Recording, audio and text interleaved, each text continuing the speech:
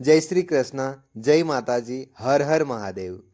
ફાગણ માસ મહાત્મ્યમાં ધર્માભક્તિ ચેનલ પર આપનું હાર્દિક સ્વાગત છે. સાથે જ તમારા પર અને તમારા સમસ્ત પરિવાર પર ભગવાન ભોલેનાથની કૃપા સદાય બની રહે. ફાગણ માસ મહાત્મ્યની આગળની કથાઓ સાંભળવા બદલ આપનો ખૂબ ખૂબ આભાર. આજે રસપાન કરો ફાગણ માસ મહાત્મ્યમાં 6થા અધ્યાયનું. અત્યંત મનોહર અને ઉદાર વચનો સાંભળી નાગરાજ તક્ષકે કહ્યું, રાજકુમાર, તું ભય ન કર, ધીરજ રાખ અને જણાવ કે તું તમામ દેવોમાં કોની પૂજા કરે છે.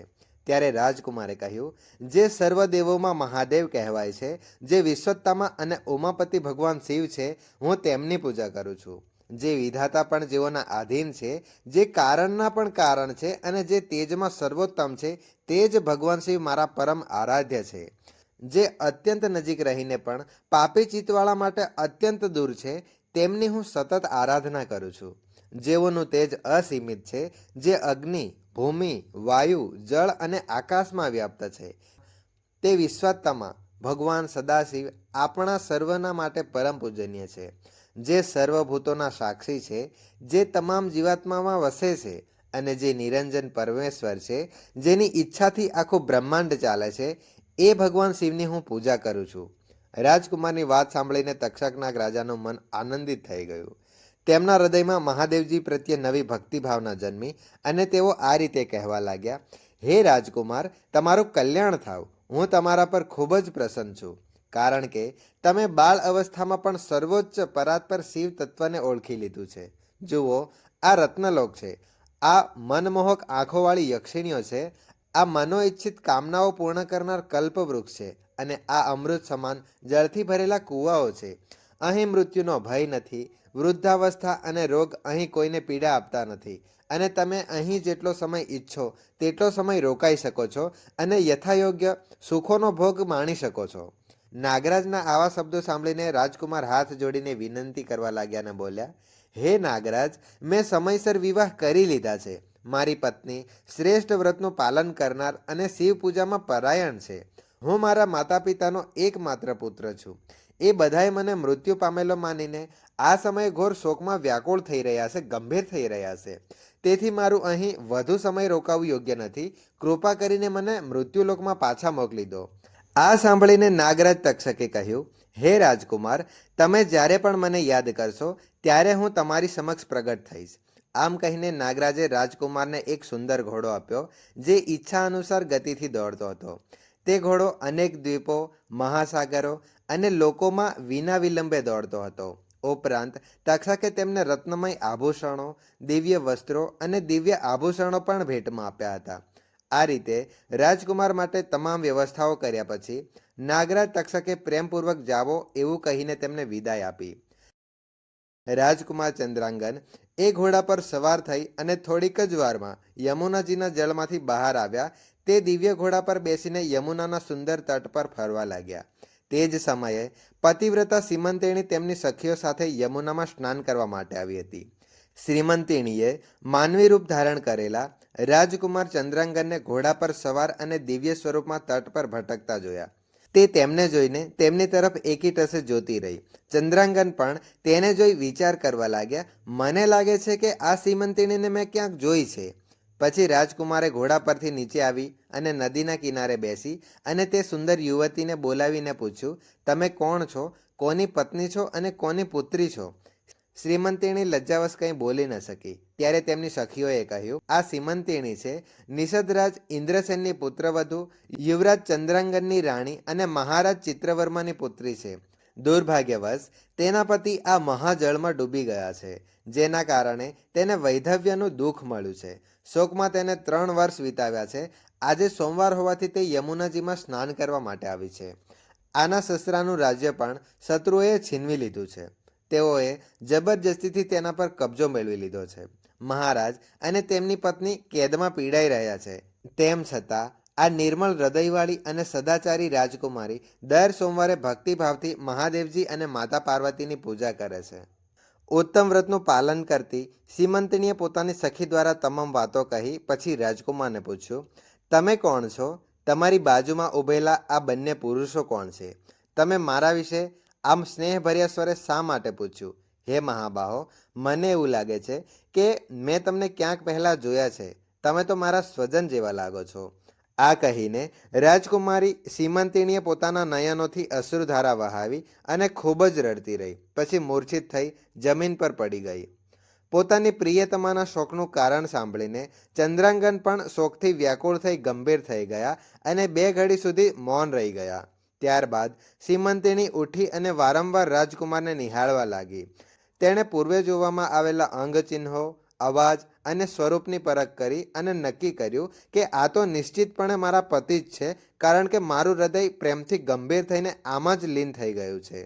પરંતુ તે વિચારતી રહી, શું મારા જેવી દુર્ભાગી સ્ત્રીને મારા મૃત્યુ પામેલા પતિના દર્શન થઈ શકે? આ સ્વપ્ન છે કે મોહ?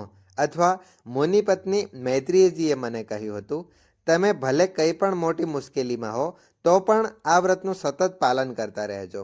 કદાચ આ એ વ્રતનું ફળ છે. એક શ્રેષ્ઠ બ્રાહ્મણે મને 1,00,000 વર્ષ સુધીનો સૌભાગ્યવતીનો યોગ છે એવું કીધું હતું. એ બ્રાહ્મણ દેવતાનું આ વચન નિશ્ચિતપણે સત્ય હશે. આ તો માત્ર ઈશ્વર જ જાણી શકે.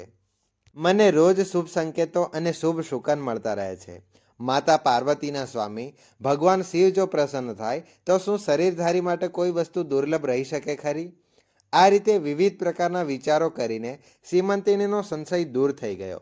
પછી તેણે લજ્જાથી પોતાનું મુખ નીચે ઝુકાવ્યું. ત્યારે રાજકુમારે કહ્યું, ભદ્રે, હું હવે તારા પતિના શોકગ્રસ્ત માતા પિતાને આ સમાચાર આપવા જઈ રહ્યો છું. તારું કલ્યાણ થાય. તારા પતિ તને જલ્દીથી મળશે. મને રોજે શુભ સંકેતો અને શુભ શુકન મળતા જ રહે છે. માતા પાર્વતીના સ્વામી ભગવાન શિવ જો પ્રસન્ન થાય તો શું શરીરધારીઓ માટે કોઈ વસ્તુ દુર્લભ રહી શકે ખરી? આ રીતે વિવિધ પ્રકારના વિચારો કરીને સીમંતિનીનો સંશય દૂર થયો. પછી તેણે લજ્જાથી પોતાનું મુખ નીચે ઝુકાવ્યું. ત્યારે રાજકુમારે કહ્યું, ભદ્રે, હું હવે તારા પતિના શોકગ્રસ્ત માતા પિતાને આ સમાચાર આપવા જઈ રહ્યો છું. તારું કલ્યાણ થાય. તારા પતિ તને જલ્દીથી મળી જશે. આ કહીને રાજકુમાર ચંદ્રાંગન ઘોડા પર સવાર થયા અને તેમના 2 સહયોગીઓ સાથે ઝડપથી તેમના રાજ્યમાં પહોંચ્યા.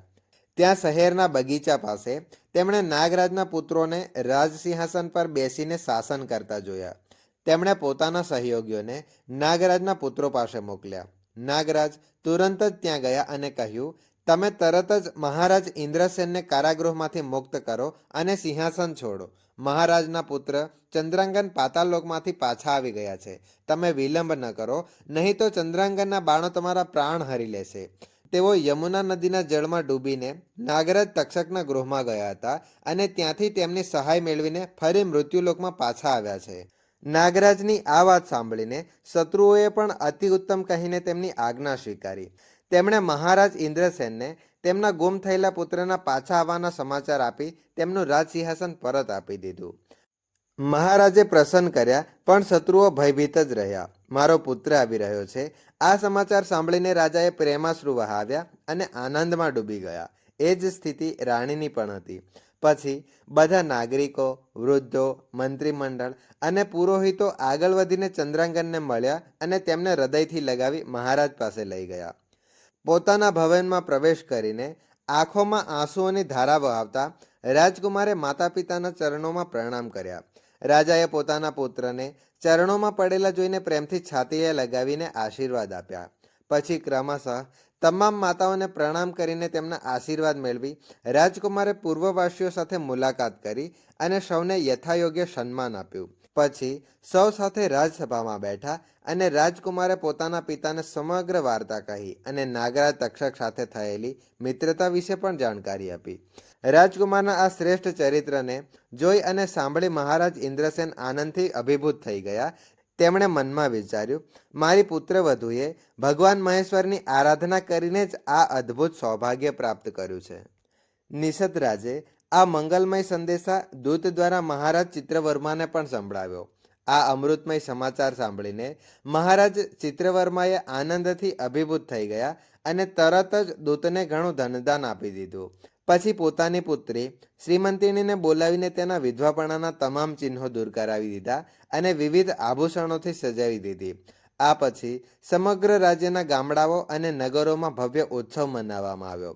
તમામ લોકોએ રાજકન્યા સીમંતિનીના સદાચારની ખૂબ જ પ્રશંસા કરી. ચિત્રવર્માએ ઇન્દ્રસેનના પુત્ર ચંદ્રાંગનને બોલાવી સીમંતિણીને તેમની સાથે વિદાય આપી. ચંદ્રાંગને નાગરાજ તક્ષકના ભવનથી લાવેલા દુર્લભ રત્નો અને આભૂષણોથી પોતાની પત્ની સીમંતિણીને અલંકૃત કરી. સીમંતિણી તપેલા સોનાની જેમ તેજસ્વી અને 40 કોસ સુધી ફેલાતા સુગંધિત દિવ્ય ઉદ્ભૂતિથી શોભિત થઈ હતી. કમળના કેસર સમાન રંગવાળા કલ્પવૃક્ષના પુષ્પોથી બનેલી ક્યારેય ન કુમળાતી માળા પણ સતી સીમંતિણીની શોભા વધારતી હતી.